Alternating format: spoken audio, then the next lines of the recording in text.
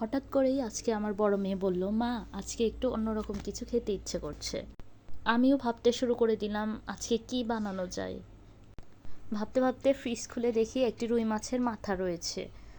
ভাবলাম এটা দিয়েই কিছু একটা বানানো যাক। ব্যাস শুরু হয়ে গেল প্রস্তুতি। প্রথমে আমি মাথাটিকে ভালোভাবে ডিফ্রোস্ট করে ধুয়ে লবণ হলুদ মাখিয়ে ভেজে নিব। এখানে খেয়াল রাখতে হবে মাছটা যেন কড়া করে ভাজা হয়, না হলে কাঁচা কাঁচা গন্ধ হবে। মাছটাকে সুন্দর মতো ভেজে তুলে নিচ্ছি। এবার কড়াইয়ের ওই তেলেই আমি জিরা তেজপাতা গরম মশলা ফোড়ন দিলাম। ফোড়নটা ভাজা হয়ে গেলে একটা সুন্দর স্মেল বের হলো। এই পর্যায়ে আমি ধুয়ে রাখা পোলাও চালগুলো দিয়ে ভেজে নিব। চালটা একটু কড়া করে ভাজতে হবে। আমি এটা সম্পূর্ণ নিরামিষ ওয়েতে রান্না করছি, তাই আমি এখানে কোনো পেঁয়াজ রসুন ব্যবহার করছি না। আপনারা চাইলে পেঁয়াজ রসুন দিয়েও রান্না করতে পারেন।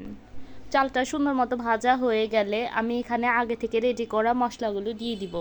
মশলার মধ্যে আমি এখানে ইউজ করেছি পরিমাণ মতো জিরার গুঁড়া, হলুদের গুঁড়া, মরিচের গুঁড়া, ধনিয়ার গুঁড়া এবং স্বাদ মতো লবণ।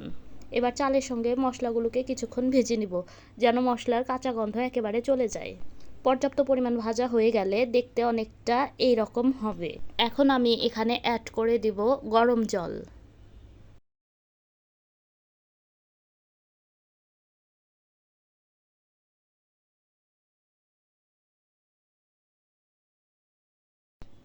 জল দেবার পরে একটা ঢাকনার সাহায্যে কড়াইটাকে ঢেকে দিব।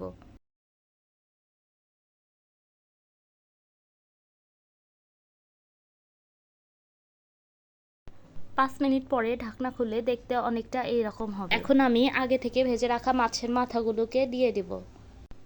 ও হ্যাঁ, মাছের মাথাগুলোকে অবশ্যই ভালোভাবে ভেঙে নিতে হবে। এই পর্যায়ে আমি কিছু কাঁচামরিচ অ্যাড করে দিই। এখন এতে ঘি আর গরম মশলা দিলেই ব্যাস রেডি আমাদের আজকের রান্না।